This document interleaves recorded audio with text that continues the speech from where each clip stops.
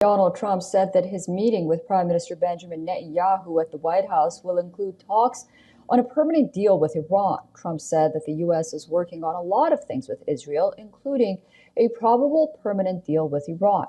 Israeli Prime Minister Benjamin Netanyahu is scheduled to meet with President Trump on Monday. Both leaders will be appearing together for the first time since the joint Israeli-U.S. attack last month on Iran's nuclear facilities. Trump also repeated his claim that the U.S. strikes obliterated Iran's nuclear facilities during the 12-day Iran-Israel conflict, which ended last month with a U.S. brokered ceasefire.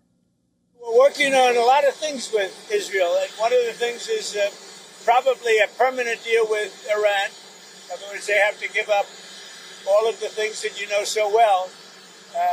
The attack turned out, according to every single Atomic Energy Commission, that was a complete and total obliteration.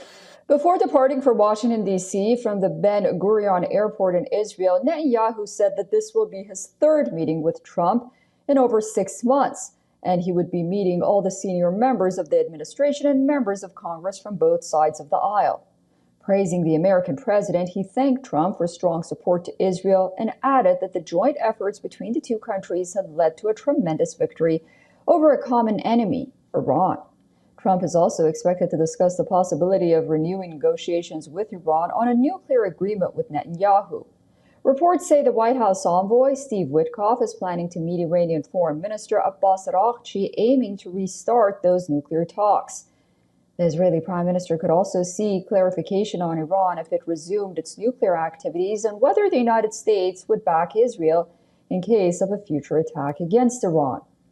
The U.S. at the moment is also brokering talks between Israel and Syria that is aimed at restoring peace, trying to bring the war-ravaged country into Abraham Accords.